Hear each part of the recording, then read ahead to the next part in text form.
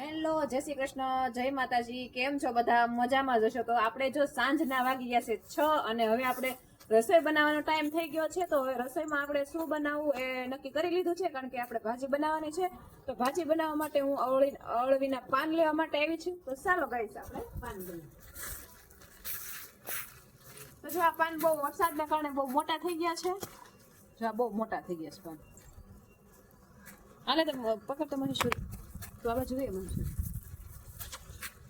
તો તમે લોકો ભાજી કઈ રીતના બનાવો છો એ મને કમેન્ટમાં જરાક કહેજો. આ ભાજી છે, ભાજી બનાવવાની છે.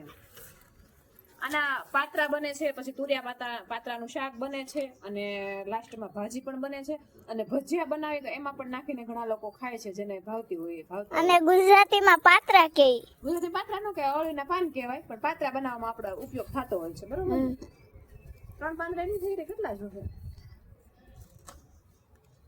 કારણ કે આપણે જે બજારમાં મળતા પાંદડા હોય ને નાના નાના જોઈએ, જો અવડા અવડા પાંદડા હોય. પણ આપણે આ ઘરના છે અને વરસાદ બહુ પાણી પીધું એટલે બહુ મોટા થઈ ગયા છે પાન.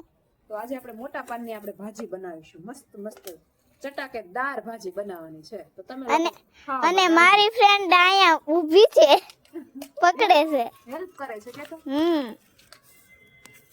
હા, આખી ડટાઈ ગઈ જો કેડા કેડા પાન.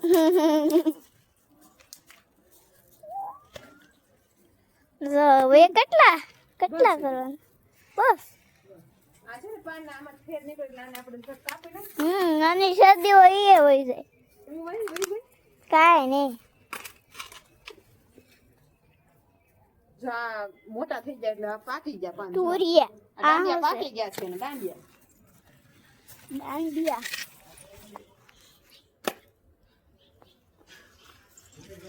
અને જો આંબા છે, આંબાને ઓલું કરેલું છે. આમાં છે. પછી આ સરસ મજાની હળદર છે. હળદર બતાવી દો. હળદર કેટલી મોટી થઈ ગઈ જો.